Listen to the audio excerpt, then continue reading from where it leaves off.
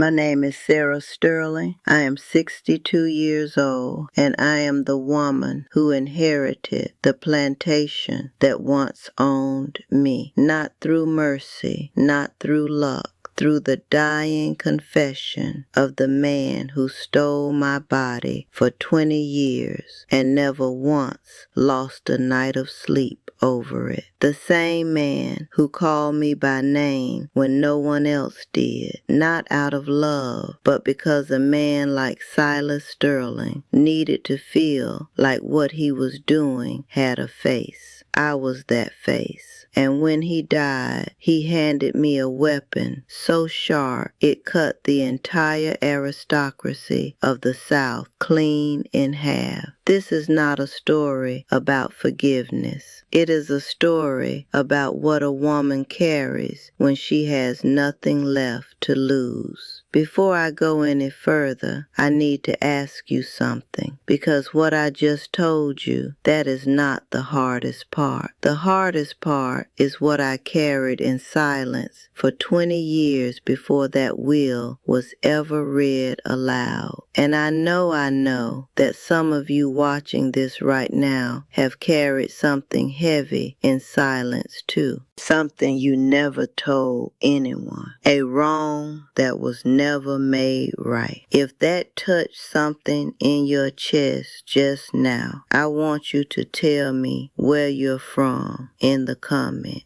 Just your city, your state, your country. That's all. Because the people who find these stories, they're never strangers to me. And if you want to hear the rest of what happened inside that parlor, what Catherine did, what I did, and how 43 people walked out of the South with their names on a legal document, then stay with me. Subscribe if you haven't yet. It costs you nothing, and it means everything to a woman who just wants her story heard before she's gone. There are things I have never spoken aloud. Things I buried under years of cooking, cleaning, surviving. Things I pressed down so deep I thought they had turned to stone inside me. But they hadn't. They were waiting, because the truth about Silas Sterling didn't die with him in that parlor in 1862. It walked out of that room in my hands in a leather-bound notebook, in a legal document that made Catherine Sterling scream so loud the field hands 3 acres away could hear her.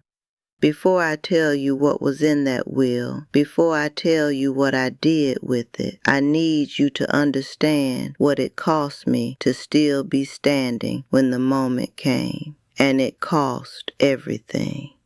Sterling oak smelled like red clay after rain and wood smoke that never fully left your clothes. The big house sat on a hill like it was looking down on everything beneath it, and it was. From the kitchen window, I could see the rows of cabins stretching out toward the Treon, low and dark, like the land itself was trying to swallow them. The kitchen was my world. Stone floors that stayed cold even in August. The smell of lard and iron and something sweet rotting near the back wall that nobody ever fixed. I knew every crack in those walls. I knew which floorboard groaned near the pantry door. I knew the exact angle of the afternoon light that told me I had 1 hour before he came looking for me. My body learned that house the way a prisoner learns a cell. I awoke before the sun every single day. Not because I was told to, though I was, but because the silence of those early hours was the only time the house felt like it didn't belong to him. I would start the fire, set the water to boil, begin the bread. By the time the Sterling family stirred upstairs, I had already lived half a day. I cooked for 12. I cleaned for more. I mended clothes with fingers that cracked and bled in winter, and never once heard a word of acknowledgement. The other women and I moved through that house like ghosts, seen only when something was needed, invisible the rest of the time. But invisibility has its uses.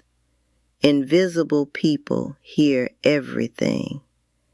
And in that house, what I heard would have burned it to the ground years before the war did. The wound I carried was not one wound. It was layered like scar tissue over scar tissue. The first time Silas called me to the back study, I was 17 years old. I did not fully understand what was happening, only that refusing was not something that existed as an option in my world. Over the years, I gave him 3 sons. 3 boys with his gray eyes and his sharp nose, who I loved with every piece of myself while terrifying me every single morning they woke up alive, because alive meant visible and visible meant sellable. I watched other mothers on that plantation lose children to auction blocks. I watched them fold inward and never come back from it. I swore on everything sacred that I would not let that happen to my boys. That oath was the only thing I owned that Silas Sterling could not touch, or so I believed. It was a Tuesday night in early October of 1862 when everything shifted on its axis. Silas had been ill for weeks, a fever that came and went like bad weather. But that night, something was different. I could hear it in the house, a stillness that wasn't peace. I was called upstairs, not to his bedroom, but to his study, which had never happened before. He was sitting behind his desk, thinner than I had ever seen him, the oil lamp burning low, that black leather notebook open in front of him. He looked at me for a long moment without speaking. Then he said very quietly that he had spoken to his lawyer, that arrangements had been made, that I should not be afraid of what was coming. I stood there in that doorway, and I felt something cold move through me that had nothing to do with the October air. Silas Sterling telling me not to be afraid was the most terrifying thing he had ever said. I did not sleep that night. I lay in my cabin listening to my boys breathe in the dark, and I turned his words over and over in my mind like stones I was looking under for something dangerous. Arrangements had been made. What kind of arrangements does a dying man make for a woman he has never once acknowledged in public?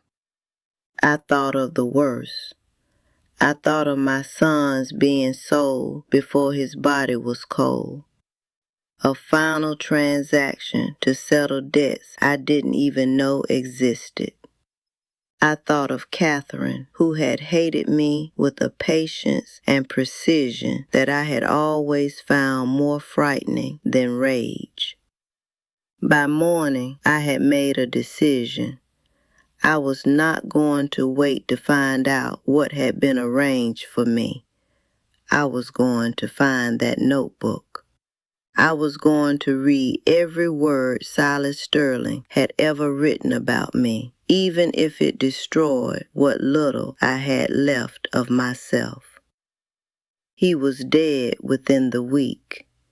A cold morning, no drama, just the body that finally stopped fighting what his own choices had done to it.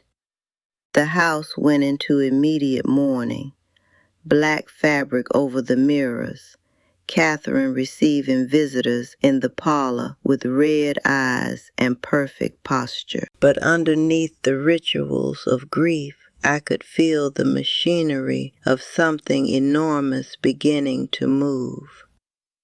Mr. Miller, the lawyer from Charleston, arrived 2 days after the burial. He was a small man with careful eyes, and when he looked at me standing in the corner of that parlor, he held my gaze for exactly 1 second longer than a man looks at someone he considers furniture. That 1 second told me everything. Whatever was in that will, I was not invisible in it. And that realization did not bring me relief. It brought me a terror so deep and so specific, I had to press my hand flat against the wall just to remain standing. Mr. Miller read the will in that parlor on a gray Friday morning. I was told to stand near the door, which I understood to mean I was there to be seen, not heard. Catherine sat in the high-backed chair nearest the fireplace, dressed in full mourning black, her 2 adult sons flanking her like soldiers awaiting a command. When Mr. Miller began reading, his voice was steady and professional, the voice of a man who had delivered difficult news before and had learned to make it sound like arithmetic. But when he reached the section that named the children of the slave quarters, when he read my name and then my sons' names, and then 39 other names I knew from the cabins in the fields, Catherine's face did something I had never seen it do before. It collapsed, not into grief, into a fury so absolute it looked, for one strange moment, almost like grief. That night, I could not stop shaking. I sat on the floor of my cabin with my youngest boy asleep across my lap, and I pressed my back against the wall, and I tried to think clearly, but my mind kept fracturing. I was in the will. My sons were in the will. We had been given names, the Sterling name, and a legal claim to land and money that the most powerful family in the county considered theirs by divine right. And I understood with a clarity that felt like ice water in my lungs that this was not safety. This was a target. Silas had handed us something valuable and explosive, and then died and left us alone with it, surrounded by people who would rather see us buried than see us own a single acre of southern soil. I thought about running that very night. Then I thought about the copies Mr. Miller had mentioned, documents already sent north. I stayed, but I did not sleep.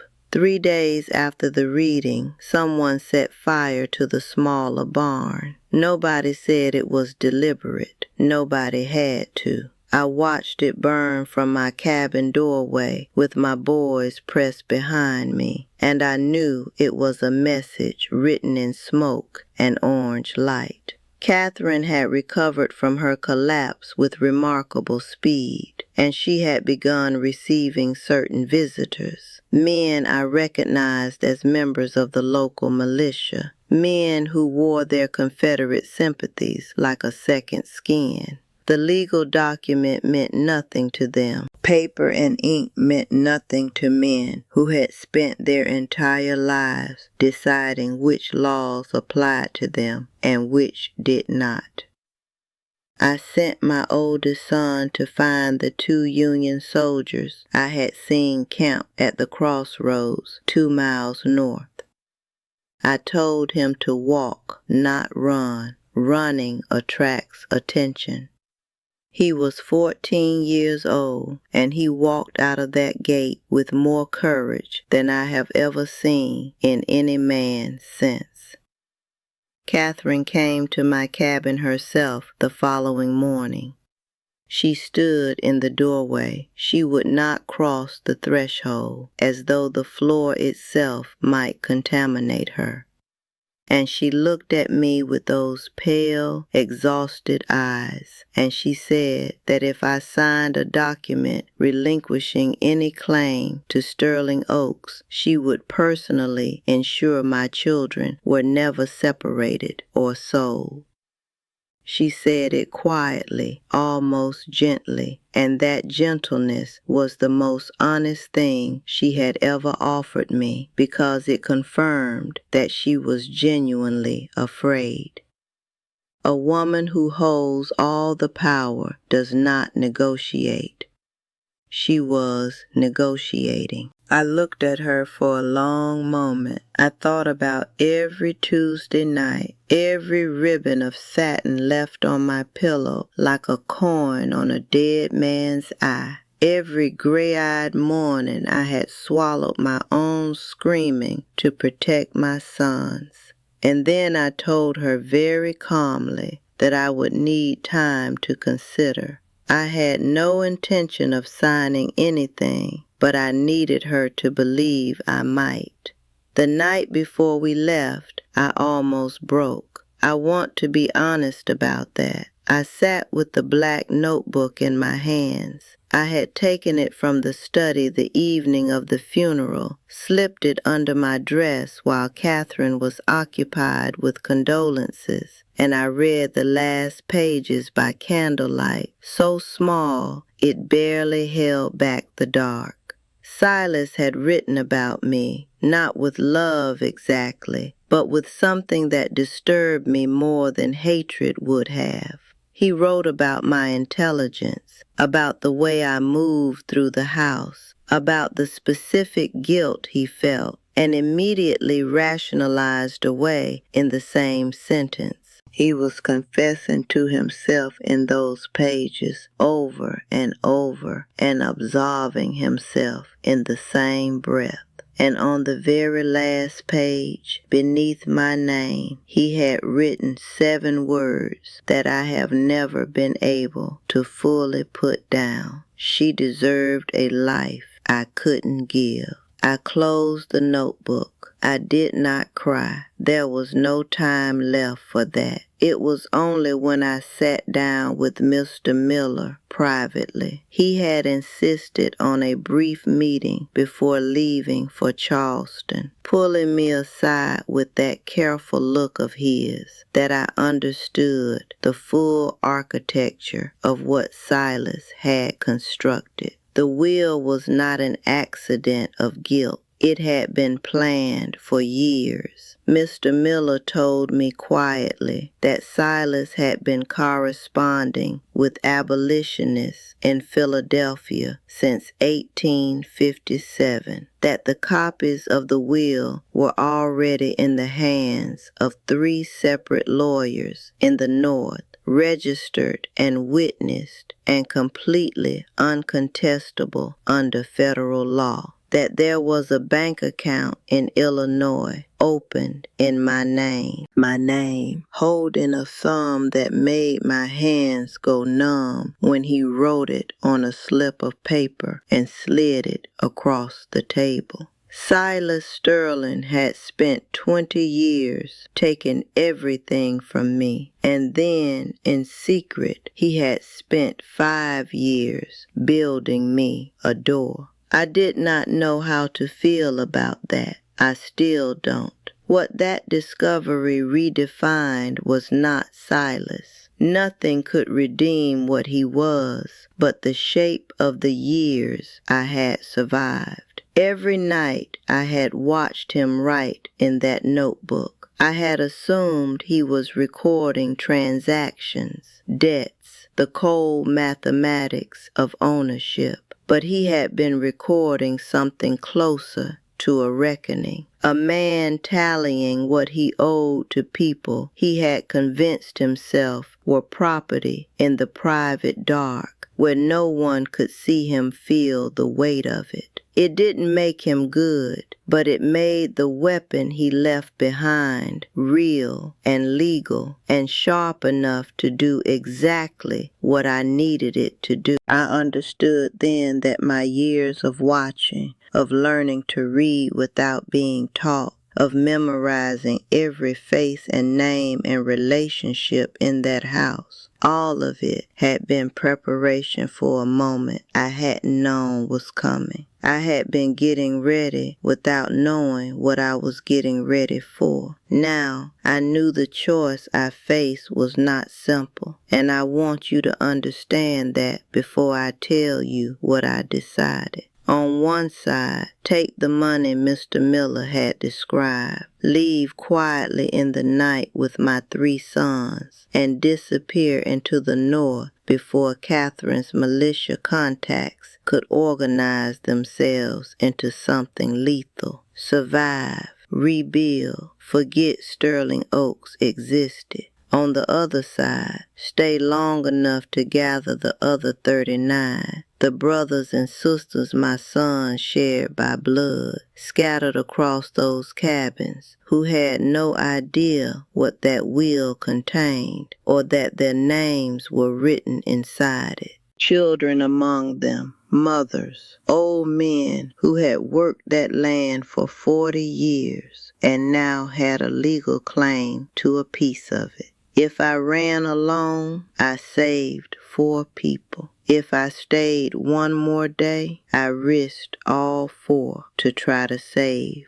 43. There was no version of that equation that didn't cost something I wasn't sure I could afford to lose. I chose to stay, and in making that choice, I discovered something about myself that I had buried under years of careful smallness. The smallness you learn when being seen too clearly gets people killed.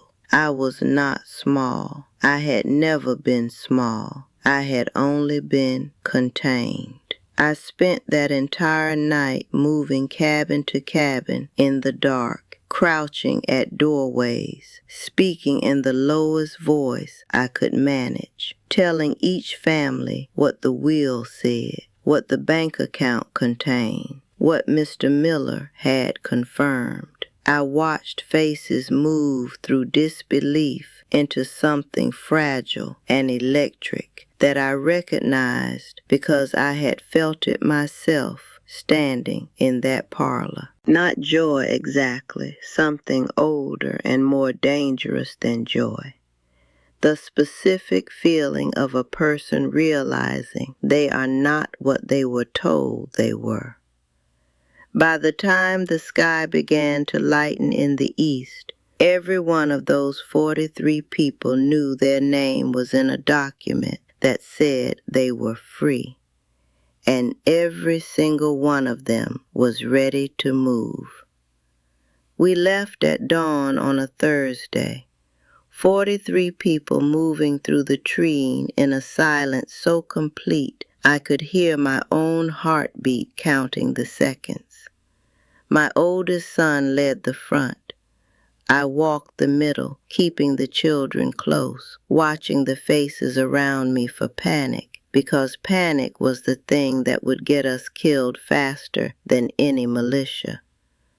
We had 2 wagons borrowed from a Union sergeant my son had found at the crossroads, a young man from Ohio who looked at our group with wide eyes and said nothing except that he would ride ahead and clear the road.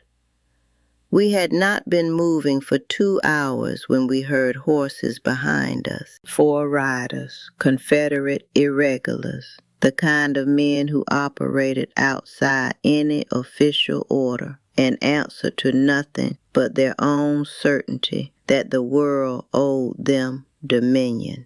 They were not there to arrest us. Men like that don't arrest. I stepped to the back of the column and I held up Mr. Miller's copy of the will and I read their names aloud, one by one, from that document, because Silas had named them too as witnesses to the original signing. They stopped. They did not leave, but they stopped. We crossed into Illinois on a Sunday morning, 9 days after leaving Sterling Oaks. The Ohio sergeant had stayed with us the entire journey, joined by 4 more Union soldiers on the 3rd day, and I will carry the memory of those men to my grave, not as saviors, but as witnesses, which is what we needed most. Catherine had attempted to file a legal challenge in Charleston the same week we left, but the northern copies of the will had already been registered in federal court, exactly as Mr. Miller had promised. Her challenge was dismissed within a month. She appealed twice more over the following years and lost both times. The legal fees consuming what little liquid money remained after the war reduced Sterling Oaks to debt and ash. The plantation that had defined the Sterling name for 3 generations was auctioned off for unpaid taxes in 1871. I read about it in a Chicago newspaper over my morning coffee in the house my sons had helped me purchase on the north side. I folded the paper carefully, set it on the table, and went back to my breakfast. Some endings don't require a response. They simply require a witness. I am 62 years old, and I still have the notebook. It sits on a shelf in my parlor between a Bible and a law dictionary that belongs to my youngest son, who passed the bar in 1889 and whose name, Sterling, appears on a brass plate outside an office on Michigan Avenue. People who visit my home sometimes ask about the notebook, and I tell them it belonged to a man I once knew. I do not explain further. What I have learned in the 40 years since I walked out of that tree-line with 42 people at my back is that survival is not the end of the story. It is only the beginning of the work. Silas Sterling thought he could purchase absolution with a legal document the same way he purchased everything else at a price that cost him nothing while he was living. But the life I built was not built from his guilt. It was built from my son's courage, from the hands of 39 people who deserved every acre they were denied. From every silent year I spent watching and learning and refusing in the deepest private part of myself to become only what that house needed me to be. He wrote that I deserved a life he couldn't give me. He was right about that. So I went ahead and built it.